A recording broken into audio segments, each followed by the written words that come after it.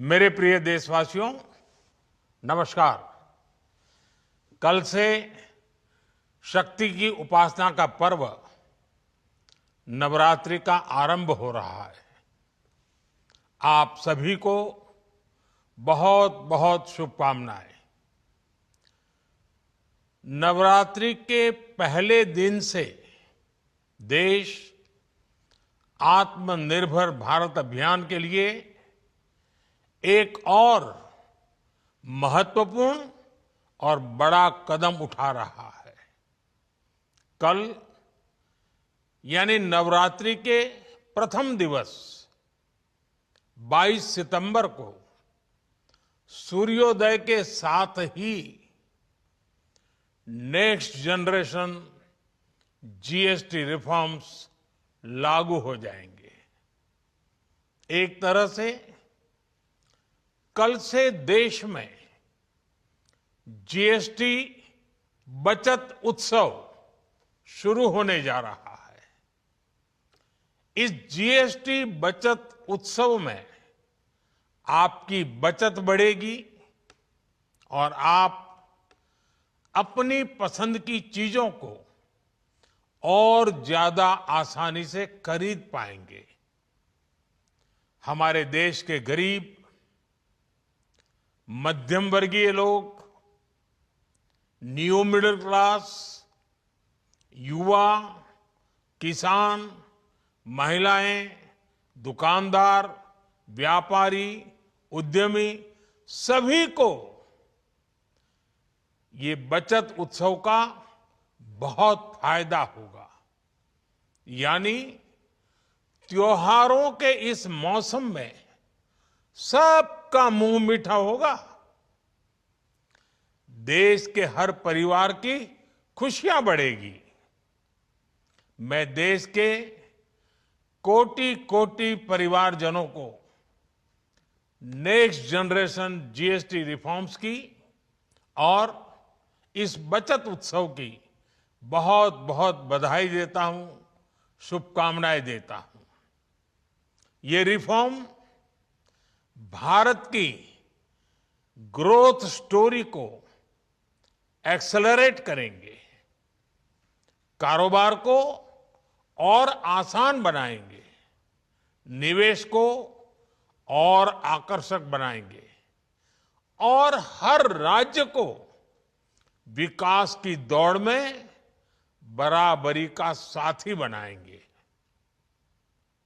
साथियों, जब साल 2017 में भारत ने जीएसटी रिफॉर्म की तरफ कदम बढ़ाया था, तो एक पुराना इतिहास बदलने की और एक नया इतिहास रचने की शुरुआत हुई थी। दशकों तक हमारे देश की जनता, आप सभी लोग, देश के व्यापारी अलग अलग टैक्स के जाल में उलझे हुए थे। Octroi, entry tax, sale tax, excise, VAT, service tax, न जाने भांति भांति के दर्जनों टैक्स हमारे देश में थे। एक शहर से दूसरे शहर माल भेजना हो तो न जाने कितने चेकपोस्ट पार करने होते थे, कितने ही फॉर्म भरने पड़ते थे, कितनी सारी रुकावटें थी। हर जगह टैक्स के अलग अलग नियम थे। मुझे याद है जब 2014 में देश ने मुझे प्रधानमंत्री पद का दायित्व सौंपा था, तब उसी शुरुआत के दौर में एक विदेशी अखबार में एक दिलचस्प उदाहरण छपा था। उसमें एक कंपनी की मुश्किलों का जिक्र था। उस कंपनी ने कहा था कि अगर उसे बेंगलुरु से 570 किलोमीटर दूर हैदराबाद अपना सामान भेजना हो तो वो इतना कठिन था कि उन्होंने सोचा और उन्होंने कहा कि वो पसंद करती थी कंपनी कि पहले अपना सामान बेंगलुरु से यूरोप भेजें और फिर वही सामान यूरोप से हैदराबाद भेजें। साथियों, टैक्स और टोल के जंजाल की वजह से ये तब के हालात थे। और मैं आपको सिर्फ एक पुराना उदाहरण याद दिला रहा हूं। तब ऐसी लाखों कंपनियों को, लाखों करोड़ों देशवासियों को अलग अलग तरह के टैक्स के जाल की वजह से हर रोज परेशानी होती थी। सामान को एक शहर से दूसरे शहर पहुंचने के बीच जो खर्च बढ़ता था वो भी गरीब को उठाना पड़ता था। आप जैसे ग्राहकों से वसूला जाता था। साथियों, देश को इस स्थिति से निकालना बहुत जरूरी था। इसलिए जब आपने हमें 2014 में अवसर दिया तो हमने जनहित में, देशहित में जीएसटी को अपनी प्राथमिकता बनाया। हमने हर स्टेक होल्डर से चर्चा की। हमने हर राज्यों की हर शंका का निवारण किया, हर सवाल का समाधान खोजा। सभी राज्यों को, सबको साथ लेकर आजाद भारत का इतना बड़ा टैक्स रिफॉर्म संभव हो पाया। ये केंद्र और राज्यों के प्रयासों का नतीजा था कि देश दर्जनों टैक्सों के जाल से मुक्त हुआ और पूरे देश के लिए एक जैसी व्यवस्था बनी। वन नेशन वन टैक्स का सपना साकार हुआ। साथियों, रिफॉर्म एक अनवरत चलने वाली प्रक्रिया होती है। जब समय बदलता है, देश की जरूरत बदलती है, तो नेक्स्ट जनरेशन रिफॉर्म भी उतने ही आवश्यक होते हैं। इसलिए देश की वर्तमान जरूरतों और भविष्य के सपनों को देखते हुए जीएसटी के ये नए रिफॉर्म्स लागू हो रहे हैं। नए स्वरूप में मुख्य रूप से अब सिर्फ 5% और 18% के ही टैक्स स्लैब रहेंगे। इसका मतलब है रोजमर्रा के इस्तेमाल की ज्यादातर चीजें और सस्ती हो जाएगी। खाने पीने का सामान, दवाइयां, साबुन, ब्रश, पेस्ट, स्वास्थ्य और जीवन बीमा, ऐसे अनेकों सामान, अनेकों सेवाएं या तो टैक्स फ्री होगी या फिर केवल 5% टैक्स देना होगा। जिन सामानों पर पहले 12% टैक्स लगा करता था, उसमें से 99% यानी करीब करीब 100 के निकट 99% चीजें अब 5% टैक्स के दायरे में आ गई है। साथियों, पिछले 11 साल में देश में 25 करोड़ लोगों ने गरीबी को हराया है, गरीबी को परास्त किया है और गरीबी से बाहर निकल करके 25 करोड़ का एक बहुत बड़ा समूह नियो मिडिल क्लास के रूप में आज देश के अंदर बहुत बड़ी भूमिका अदा कर रहा है। इस न्यू मिडिल क्लास की अपनी एस्पिरेशंस हैं, अपने सपने हैं। इस साल सरकार ने 12 लाख रुपए तक की इनकम को टैक्स फ्री करके एक उपहार दिया। और स्वाभाविक है, जब 12 लाख रुपयों का इनकम टैक्स में राहत हो जाए तो मध्यम वर्ग के जीवन में तो कितना बड़ा बदलाव आता है, कितनी सरलता सुविधा हो जाती है। और अब गरीबों की भी बारी है, न्यू मिडिल क्लास की बारी है। अब गरीब को, न्यू मिडिल क्लास को एक तरह से डबल बोनांजा मिल रहा है। जीएसटी कम होने से अब देश के नागरिकों के लिए अपने सपने पूरे करना और आसान होगा। घर बनाना, टीवी, फ्रिज खरीदने की बात हो, स्कूटर, बाइक, कार खरीदना हो, ये सब पर अब कम खर्च करना होगा। आपके लिए घूमना फिरना भी सस्ता हो जाएगा, क्योंकि ज्यादातर होटल्स के कमरों पर भी जीएसटी कम कर दिया गया है। वैसे साथियों, मुझे इस बात की खुशी है कि दुकानदार भाई बहन भी जीएसटी रिफॉर्म को लेकर बहुत उत्साह में हैं।